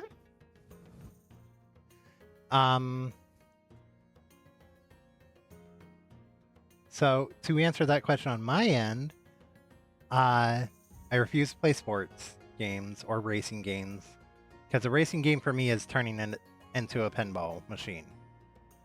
I'm not joking. I bounce off the walls all the time. Yeah, I'm not a good driver in games either. But one genre I didn't think I would get involved in that I absolutely fell in love with is Choices Matters type games. The Dark Pictures anthologies, the Quarry, I watched a lot of them before, and I'm like, oh, okay, I could enjoy these watching. And then I got into playing them, and my community even loved them. Anxious Alley Cat, who was talking just previously, she told me that her and her husband would sit there at night, laying in bed, and it was their movie to watch, me playing The Quarry or a Choices Matters game. So, I didn't, like I said, I never thought that was my type of game. I'm just like, they're fun, they're nice, It was a great movie. But yeah, my community really enjoyed that because I would stream it around 10, 11 o'clock at night, Eastern Standard Time. And it would be when people's settling into bed or just settling in for the night, depending on their time zone. So it was like, you get that horror movie vibe, that suspense movie.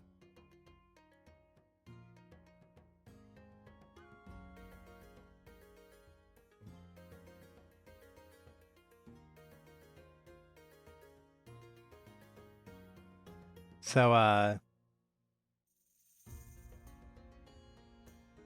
but yeah, the Choices Matters games.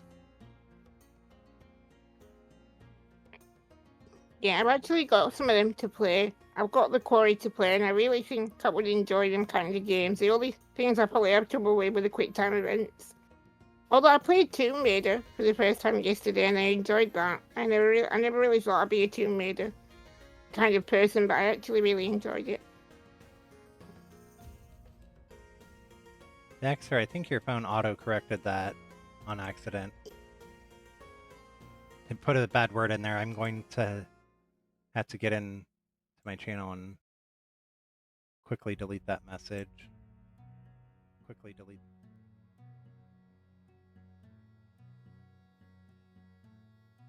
And it's nothing. I understand you were trying to say racing, the game. Well, racing games, it just decided to.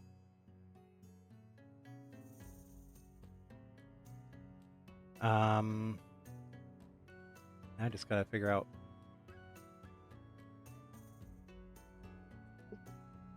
Maybe just time out for like 5 seconds. That'll delete messages.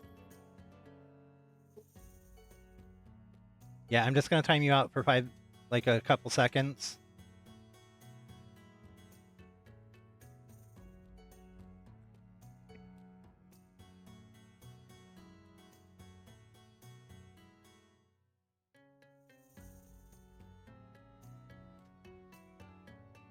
Okay. So that'll just. I can't even drive the trolley in the quarantine zone. I can't even drive that. My chat laughs at me because I can't drive the trolley. In quarantine zone, I go all over the place. So I definitely would not be able to play a racing game. So Dexter, you should be back. It was just to delete that message from chat. That wasn't. I understand autocorrect. I had autocorrect say something off the wall to a boss of mine once. Literally, I was trying to say seconds, and it put sex. And it was a message I sent to one of my supervisors. And I'm just like, that was an autocorrect fail. I don't know why. I once put Huge Jackson instead of Hugh Jackson. Jackson is a monster. Yeah, again, I understand that was an autocorrect thing, but we just want to be careful. But yeah, driving in games, I've gotten better, but when it comes to a racing game, I am not joking when I say I am a pinball machine. I am bouncing back and forth across the raceway the entire way. I think driving with keyboard's so much harder as well because there's no sensitivity. Obviously with a console, you just push your stick slightly and you only move a little bit, whereas with keyboard, you just got to tap it every so often, just a tiny bit to move a bit. So it's really hard, especially my joystick being keyboard presses. It's so hard to just turn a tiny bit. I end up turning pretty much 180 when I try to turn slightly. Yeah, you're fine, Dexter. Don't worry too much about it. It happens. That's why we just deleted the messages and we're fine. But yeah, now when it comes to other games, there is 7 Days to Die and survival games that you can drive in. I can do really well in those. Joanna once put kisses to your male college professor by accident. Oh no. He was probably like, wow, now, why are we kissing? But no, yeah, again, Dexter, you're fine. Don't feel bad. It happens to all of us. He probably thought she was going in for a better grade. Uh,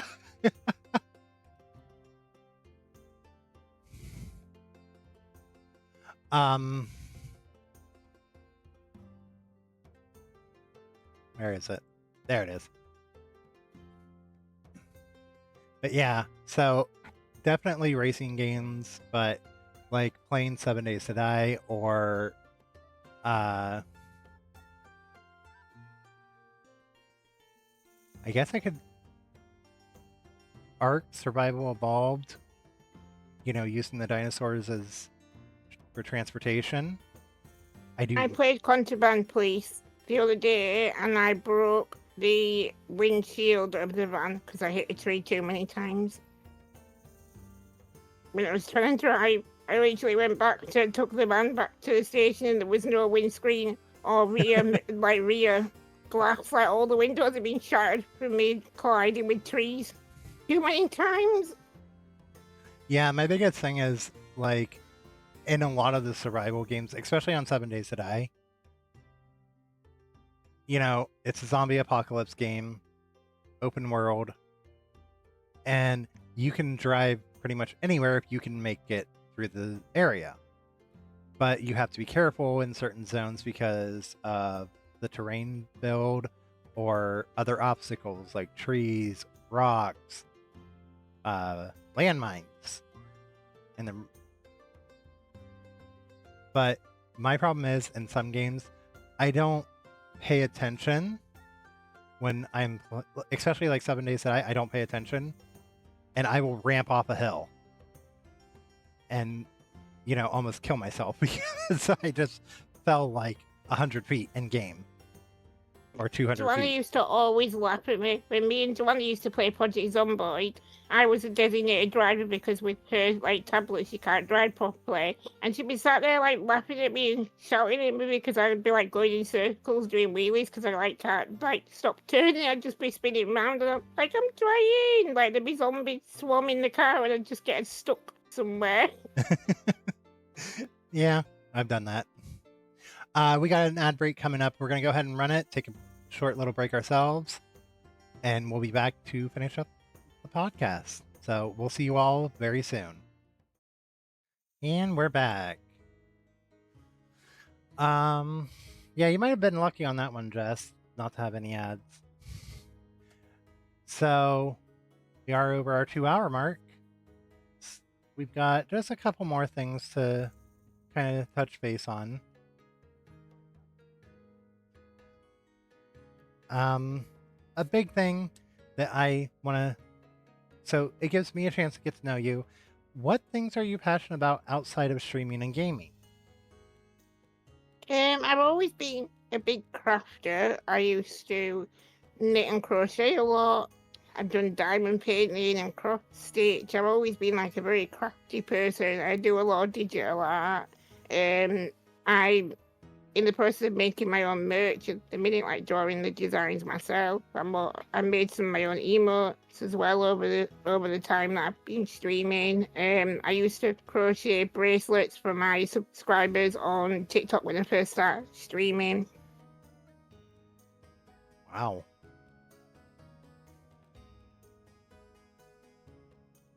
That is interesting. I actually used to crochet. I'm not good at it personally, but I tried. It's fun.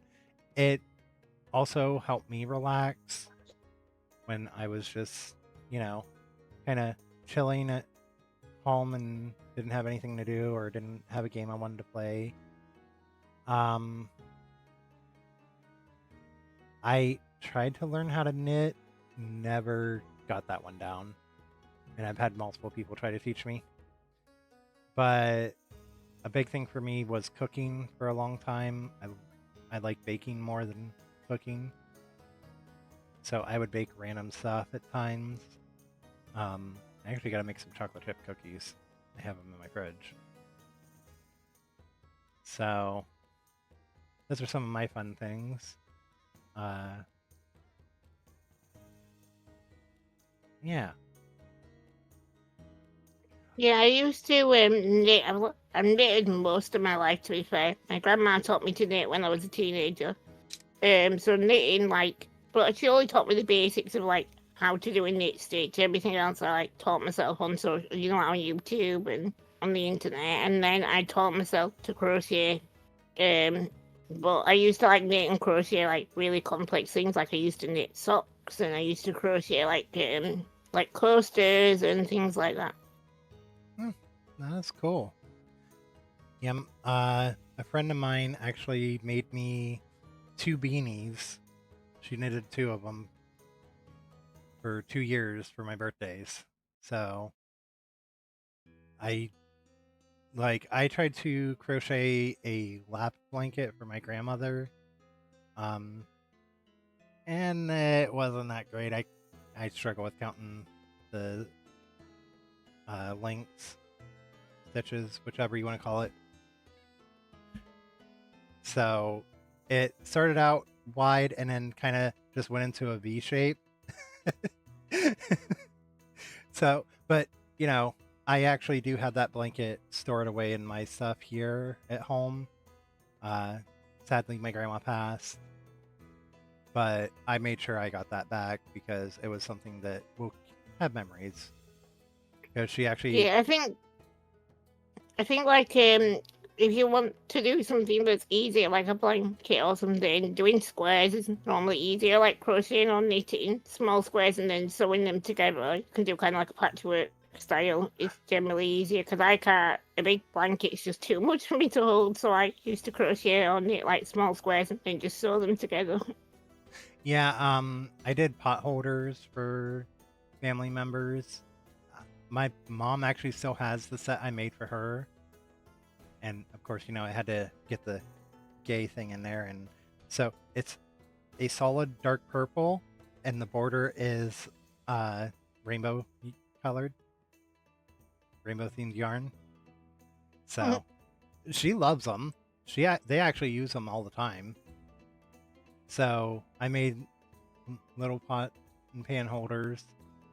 Uh, one I actually am glad I messed up on the one because one was square, and the other was rectangular. And my mom loves that because she uses the rectangular one for like her baking dishes and stuff. So it worked out, even though it was a mess up. Um, Sometimes mess ups create the best things, right? yeah, and Sometimes like that's where ingenuity comes from.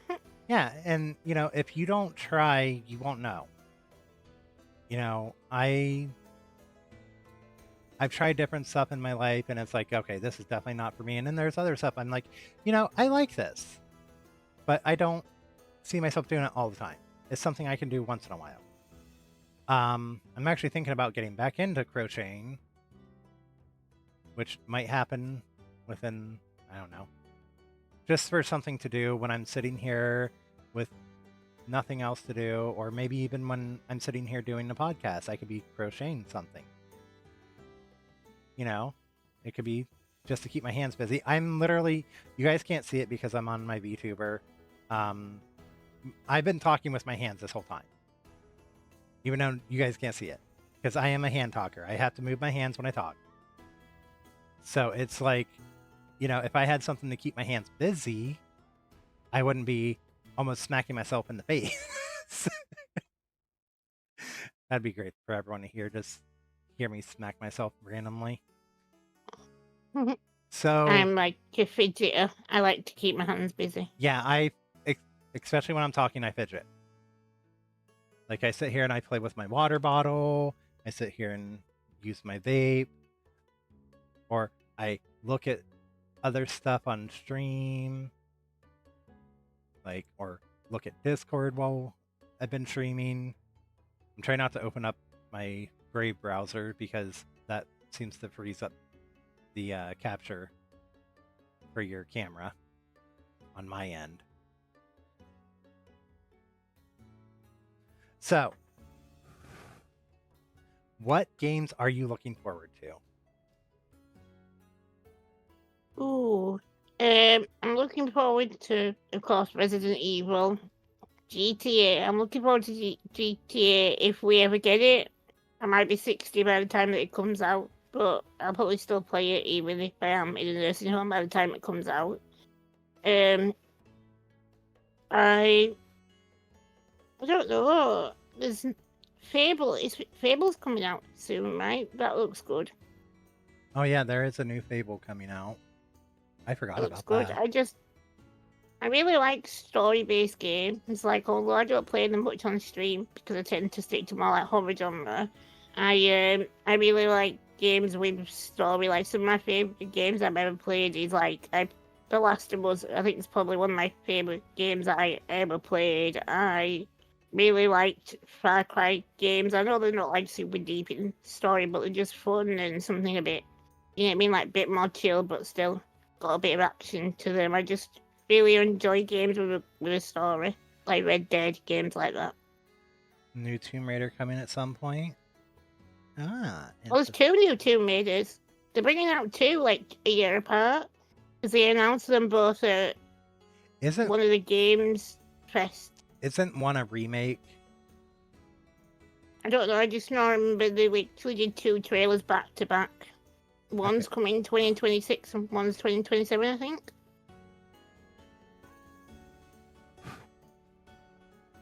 So,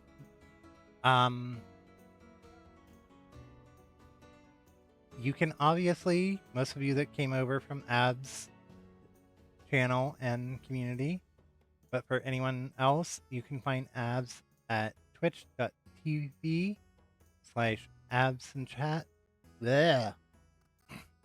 Sorry. Alright, my username's different. It still Well, it wasn't just confuses me that. sometimes. Like, I felt like I was going to cough at the same time as messing up. AbsChats on Twitch and same username on TikTok. Yeah, same username on YouTube as well. So definitely go check out Ab's channel for anyone that does not follow. I go in there, I'll sit and lurk and say hi, and it's always very chill. It still confuses you too. I always mess up on stuff. Like, I have this habit. So, fun little story. I have a habit of whatever you're introduced to me as, whatever name, is what I will call you forever. So, I'm still in the process of trying to reallocate this to Abs Chat from Abs Nats and Chats. I still sometimes try to say my old name. I'm not gonna lie. Sometimes it took me a while to not say AbsChats and chats. It's just so automatic for me because that's been my entire name for like the year that I've been streaming. So when I changed it, it took me a while to get used to just saying AbsChats. But it's shorter, it's catchier. I think it's just easier for people to remember rather than AbsChats and chats. Yeah, I actually rebranded recently. Well, just last year. So, originally my name was Akio Salundra. So there are many people you'll like if you go into a stream that I'm in hanging out in, you'll hear them yelling my name because I'm usually causing some type of mischief. Especially like Karu, because I'll do something to mess with her. She'll just be like, Akios! Because everyone's so used to that name. And it, you know, there's a lot of people that don't know the word tiefling, which is a Dungeons and Dragons reference. It is a race in Dungeons and Dragons. This is actually a throwback to my original, very first Dungeons and Dragons character. He was a tiefling, so. But yeah, definitely go follow Abs. Go check out her content. It is wonderful. I have a lot of fun over there. She is very welcoming to everyone. Don't be a troll. Don't be a troll. I've got a good mod team, so even if you are, you're not gonna be stable. Go share some of that fun, good chaos around with everyone.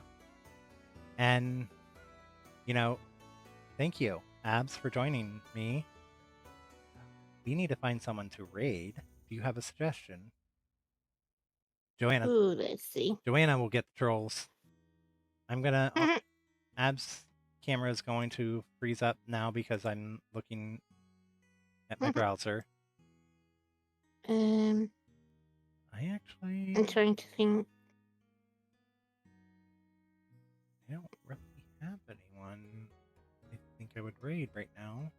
The only person that I can think is Mr. M on VR, but I don't know how long he's been live for. 1 second, I'll send you the link on Discord. Okay.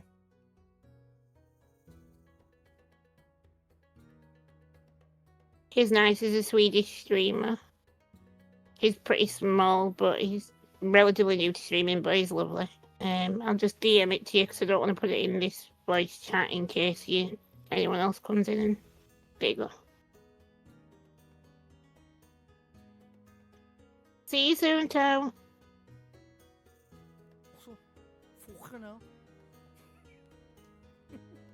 Ooh, he's playing a game I can't play.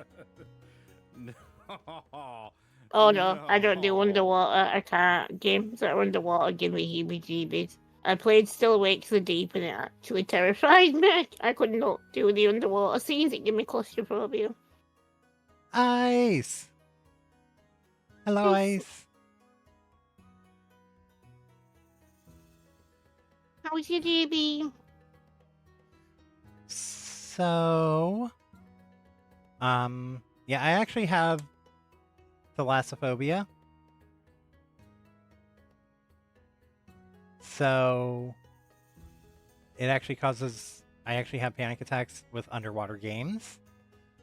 I tried to play Subnautica the one time. Hi, Thrasher!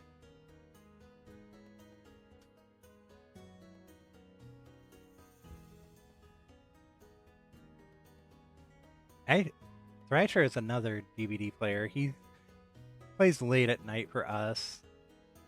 Well, for me. But he's also another streamer you all can go check out. He's wonderful. But yeah, I tried to play Subnautica one time, and it actually caused me to... I got an hour and a half into stream, and I told my stream, I'm like, I can't do this anymore. I gotta end stream now. So we're gonna raid out, and I proceeded to have a panic attack for the next 3 hours. Oh god, no! I've got like claustrophobia. I think it's like the hours of being in like MRI machines and small spaces. Like I just don't like small spaces, and Still Wakes the Deep. Not only is loads of it underwater, but loads of it is in like really small confined spaces, and there's monsters chasing you on top of it. I was like, yeah, no, I'm not doing this anymore. Oh, I just hit the same command. Hold on. I hit the wrong button. I'll fix it. I'll fix it. There. There is our raid calls. So, the first raid 1 command is if you are a sub. The second one is if you are not a sub. Let's go show some love to a new friend.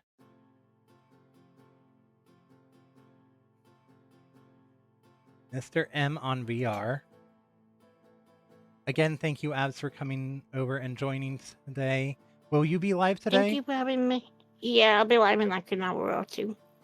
All right, so definitely for anyone, go hang out with Abs today. So I will be there at some point, probably lurking around, maybe causing mischief like I normally do. Yeah, we're playing Cult of the Lamb today for the first time, so that'll be fun. Oh, that should be interesting. Yeah, let's go show some love to a new friend. And thank you all for being here. Thank you for joining in on our first podcast. We will see you in the next one. I'm hoping the next one we will have our favorite resident ghoul, Marcy Macabre, who is a horror streamer. Horror variety streamer. More horror than anything. Yeah. We'll see you all next time. Bye, guys.